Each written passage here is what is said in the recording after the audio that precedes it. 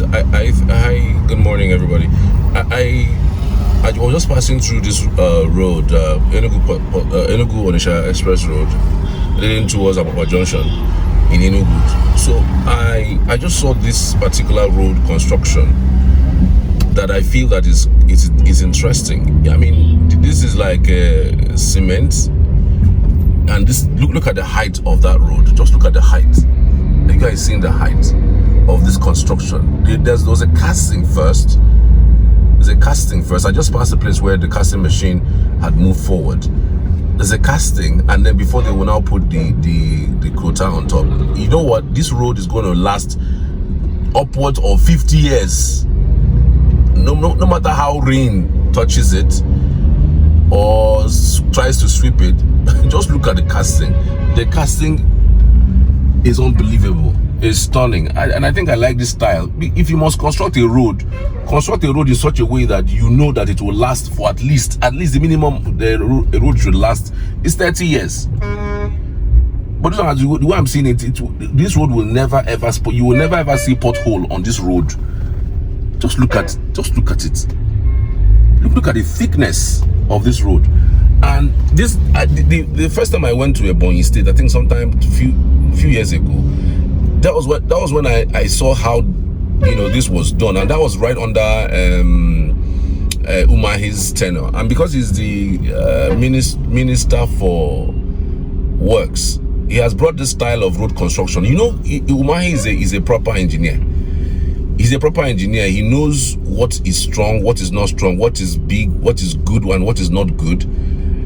And so he said that the best way to construct a road to last more than the usual lifespan of a road constructed is using this casting style, using cement and sand and stone to cast the thing from the ground, put it to a thicken it, get it to a level, and then before you now start putting whatever you're putting on top, which is the asphalt and the quota and the likes. And I think I like this style. Imagine, just tell me how you think that water can spoil this road, or even what they call it now, a pothole can come close to this road. It will be impossible. So this is me saluting Umahi for this fantastic style of road construction. The durability, you are sure is going to last for at least 50 years. Not all this road that we are seeing everywhere. You just see road within 1 year, the same administration, within 1 year of somebody constructing a road, you see the road wearing away, and you know that this road is not going to last because of the thickness, because of the haziness, and of course because of kickback. When you have to do 40% kickback on the amount of monies that you use for construction, you can imagine how much that is left for you to do any form of construction. And by the way, this particular Abuja Junction, this is the first time in a long while I'm actually coming to this junction. So it is always choked. In fact, I'm even mild with the way I'm even moving this morning. It's always choked because of the traffic coming from Transekulu, Nike, and Ababa is the most populous place in the state. And this place, they are trying to cast something. That is the overhead bridge, that I mentioned to you earlier. So in due time, we would have to have an overhead bridge that will actually ease traffic in this particular area. This is the headquarters of the Army, 82 Division. That's also another place in this area. This road leads to Obi roundabout, where you have Newberries and the like. So I just said I should let you guys know and give you an update on what I have seen, which is quite fantastic for me. I thought it was great to share this experience. And to also commend David Umahi, former governor of Ebonyi State and current works commissioner, for his introduction, the new style of introduction of road construction. And I need to pause a little bit because those army people, they don't use eye see person see person wey carry phone whole camera. Make a person no use me do experiment this morning. This is their access, so give them their respect. Even me, I they like put a camera for law enforcement agent face or their vehicles, because I mean, what am I using it for? Except in rare occasions where I see that they're not doing well, or they're not doing well. So they're not doing well, and maybe also when they are doing well as well, you commend them by putting up content, appreciating them, just like I'm doing now. Okay, not be everything be criticize. Yes, when it comes to criticizing them, you criticize them. When it comes to praising them, you praise them too. I mean, at the end of the day, we all want the life to be a lot better. We all want quality life. We all want quality structure. We all want everything quality. So to the extent of that, do as much criticism as you can, just as you praise them as well. All right. Thank you guys for watching today. I see you guys next in another broadcast. Take care. Cheers. Yo, yo, yo. So for quite a while now, I have been looking at what's going on in that Ababa junction, giving that the fence, the 82 division fence, if you watch very closely, the 82 division fence has been moved a little bit further. And I was just wondering, they finished the road. The road is supposed to be okay. At least the repairs for one side of the road, we know how bad that particular junction is, as always. But they finished the road, and one would have thought that by now, that place would have been cleared. Everyone would have been okay using it. But it does look like the workers are not going to go away anytime soon. I've passed there severally, and I've asked myself, what in the world are these people doing? Are they trying to build a bus stop? Are they trying to build something extraordinary? I was just asking myself, and now we have officially noticed that it's a flyover that they're going to put there. And I don't know if you know, for those who are not within the Enugu metropolis, or who don't live within the Enugu metropolis, if you are living in Abapa Access, you know that Abapa is the hub of hold-up. In fact, Abapa Access is reminiscent, for those who are living in Abuja, is reminiscent of what the kind of hold-up you see at the Nyanya Amaraba Access every day in Abuja. All right, well, it's more, of course, during the weekdays than on the weekends. And the same hold up that we used to have back then between the Gwarimpa Kubwa Access, that when the road hasn't been expanded to 4 lanes. Right now it is 4 lanes, but then it was just 1 lane, and it was just crazy that the hold up there has finally cleared, because I understand that people on that axis are also enjoying it. But within Kubwa, you could also note that there are times that it will be so choky. So I'm just trying to give you an instance. For those who are in Lagos, I mean, there's virtually no place in Lagos that isn't choky in terms of transportation and in terms of traffic. If you are the type that work in the island and live in the mainland, you know that it's daredevil. It's near hellfire. Commuting from one place, from your house to work and then back almost every day. So I'm just trying to give you an instance of what it looks like for you to work in places like Independence Layout, GRA, New Haven, even Ugwaji Access, or the Centenary City, or Transekulu, and then you want to commute into Abapa using the Abapa Junction. Damn it, you're going to get into trouble. That road has been terribly overdone for expansion. Part of the reasons why Ogwani, the former governor, actually did the junction, the flyover, the flyover at the T junction. The flyover at the T junction has eased some traffic in that access. That access used to be very bad. The road was widening while he was, the governor for 8 years, and then moving into the T junction, the junction that you turn like you're going to Nike, and then to your right is going to Ababa Main.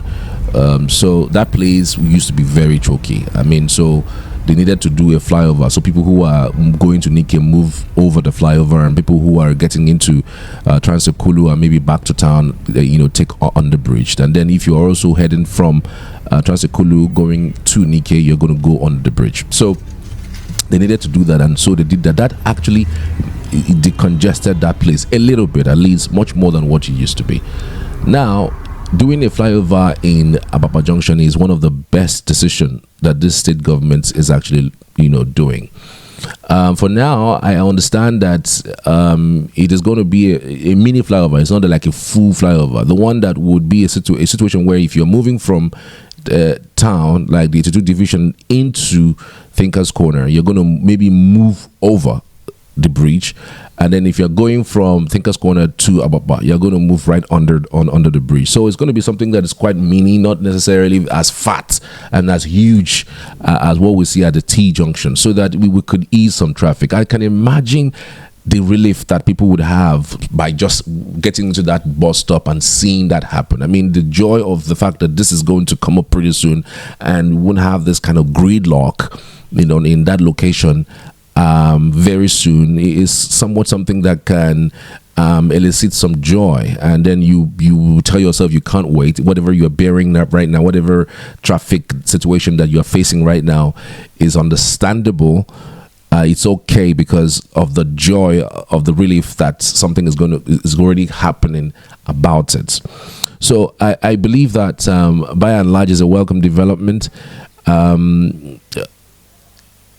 The people of Ababa have really suffered, and like you also noticed, the Ababa road has been expanded. The Ababa to T junction has been expanded to become double lane. It wasn't double lane previously, but right now there has been several demolitions done on that axis. That the road leading across the Ababa market, going into T junction and then to Nike and then to Opinsuka, it's been dualized. The government is saying that they have 18 months to get it done, and I know that a lot of tractors have been moved into that location, and people have lost some properties. Some have been compensated, some have not been compensated. There are rumors of the fact that they're still doing regularization for people who properties have been destroyed, and people's shops have been destroyed owing to this. I'm sure that's one of the things that the oppositions have been holding upon, stating that the government is insensitive to the plight of people. We know that you want to expand the road, but then again, expanding the road would surely come at a cost, and even that cost should be borne a little bit at least by the government. But over time, the opposition have accused the government of not bearing the cost of this expansion. People just get their properties destroyed and they don't get compensation. The next set of things are being talked about. Nothing is being said about the pain that they face and they feel regarding the development that's happening in Enugu. But you could say that's more like the downside of this whole development that Peter Obi is doing, in as much as he's got a good intention to ease the traffic in that location, because trust me, it has always been a standstill, always terribly been a standstill for Peter Obi, for people commuting that location through the market. It's been always terrible. People don't feel safe going through that axis. If you go through that axis in the evening, you are stuck for life. It almost looks as if it's for life. And every time I pass that road, I personally think I have my blood temperature goes up, because I know that I am not going to live there, for the shortest period of time. Sometimes I had to just go turn around to go through Pennox, into Noah's, and then Transekulu, and then straight down to T junction before I move to the right or to the left or wherever it is I'm going to.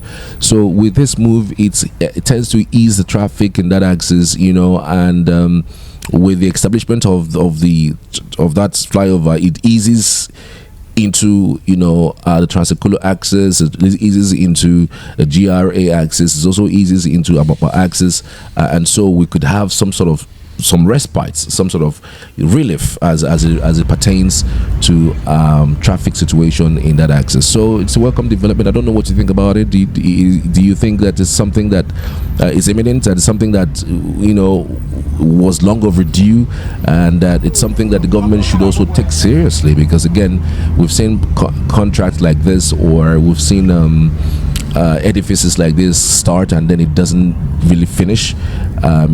So we hope that this actually starts from the scratch and then finishes, as the case may be.